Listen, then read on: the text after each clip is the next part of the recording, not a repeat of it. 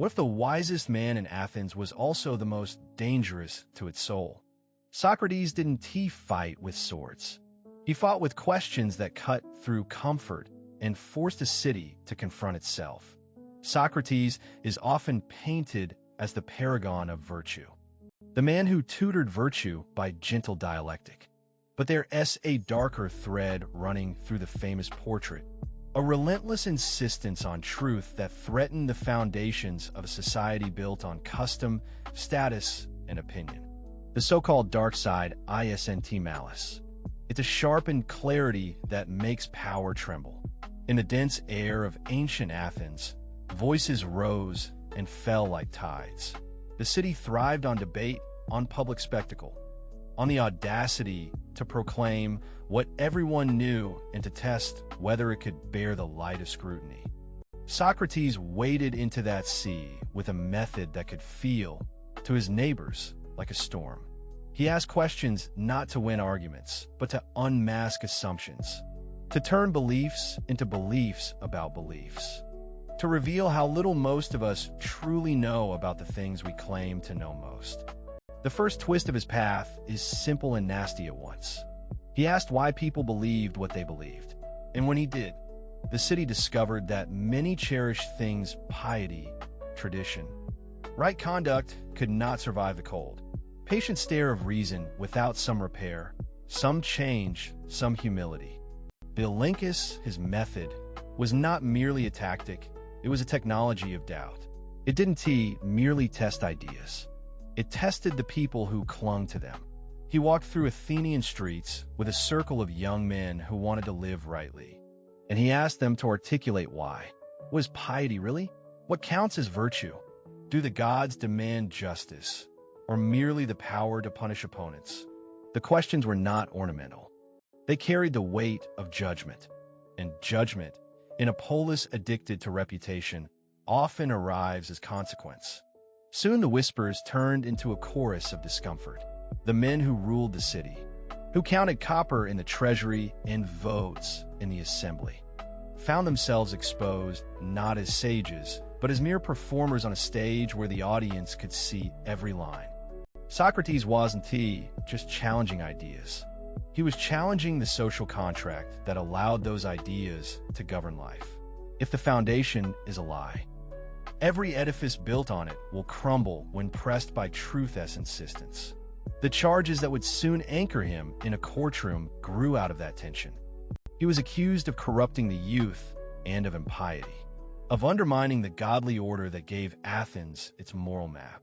Miletus, a poet-politician who saw his own influence waver under the glare of Socratic scrutiny, framed the case in stark terms: a dangerous mentor, a sow of atheistic doubt, a conductor leading youth toward unruliness. The charges echoed the fear that a generation might cease to worship at the old altars and instead worship the act of questioning itself. The trial scene is often recounted as a paradox: the man who craved no power, who refused to promise escape, who drew out the worst fears of the city, he was also the most dangerous to its order. He did not deny the charges in a typical political game. He turned the courtroom into a forum for the deepest questions. If the city's laws were sacred, then must a citizen obey them, even when the laws are unjust?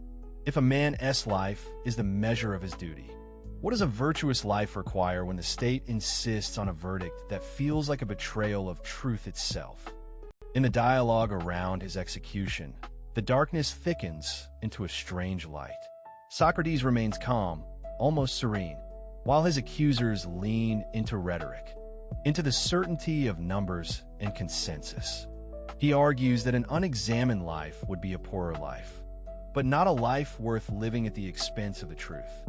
The jury, moved by fear and pride as much as by reason, chooses death over a lifetime of inconvenient questions. He is sentenced to drink a cup of hemlock, a quiet, public ending that looks like a tragedy, yet behaves like a final, lucid argument. The moment of death is not a dramatic flourish, but a steady, almost ceremonial withdrawal from the noise of the world. The bloodless cups of hemlock become symbols in the scrolls that later teach philosophy. a reminder that truth, pursued with raw honesty, can cost more than reputation or life. And yet the cost is not simply penalty. It is the price of a certain clarity that refuses to yield to the comfort of easy answers. But the so-called dark side isn't confined to a single trial or a singular fate. It radiates through the way others learn to see him after the fact. Plato, Xenophon, and others provide versions of Socrates who sometimes flatter, sometimes challenge, but always preserve the central paradox. A man who turned a city toward its better self by making it uncomfortable with its own illusions. The dark in Socrates is not cruelty. It is the stubborn insistence that virtue is a matter of ongoing art, not a borrowed reputation. It's the realization that a city's moral balance depends on citizens who are willing to revise what they call good. The allure of the myth can tempt us to separate the method from the man, the question from the life. But the true gravity of the dark side lies in the method's consequences. A society that tolerates easy answers will drift toward dogma. A society that prizes fearless inquiry might destabilize its own comfort. Socrates becomes a kind of ethical weather pattern. His presence makes every sunny afternoon colder, because it invites rain that reveals mud under the surface. And here's the twist. The darkness surrounding Socrates isn't a confession of guilt or a plan to destroy Athens. It's a mirror. The same questions that exposed the city's fragility also gave it a language to think more deeply about justice, courage, and human flourishing. The darkness is the price of light. You can't have a city that truly learns unless you first allow the ground beneath it to tremble. Consider the portraits we inherit. Plato's Socrates is a hero of virtue, a model of rational courage. Xenophon's Socrates is more practical, more human, sometimes even less grand. But in all of them, the question remains: what happens when the physician of the soul refuses to let the patient pretend? He gives us a template for moral courage, not a manual for political rebellion. He gives us the risk we all carry: to be the kind of person who would rather be misunderstood than to be a person who misunderstands himself. What if the dark side is really a single, stubborn question? Are we free to choose the good because it is good? Or do we choose it because someone we trust has told us to? Socrates pushed for a life where every choice is a choice, where every belief earns its own defense. The cost is discomfort, the reward is clarity. And the memory of a man who stood in the public square and refused to bow to fear is the price. Athens still pays to remember itself as a city of thinkers, not merely of voters. As the camera of history turns, the modern reader discovers something both unsettling and hopeful. Socrates isn't a relic who lost his way. He is a reminder that a civilization's health depends on citizens who can tolerate a little discomfort in the name of truth. The dark side, in this sense, can be reimagined as an essential instrument, not a weapon. It is a reminder that inquiry is not chaos, but a compass, even when the path it points to is narrow and steep. And so the story closes with a question that lingers longer than any verdict. What would you risk to keep a promise that truth keeps making you renew? If the price of wisdom is the courage to overturn your own certainties, then Socrates doesn't just haunt history. He invites us to join him at the edge of the known, where the air is thinner and the view, suddenly, is larger.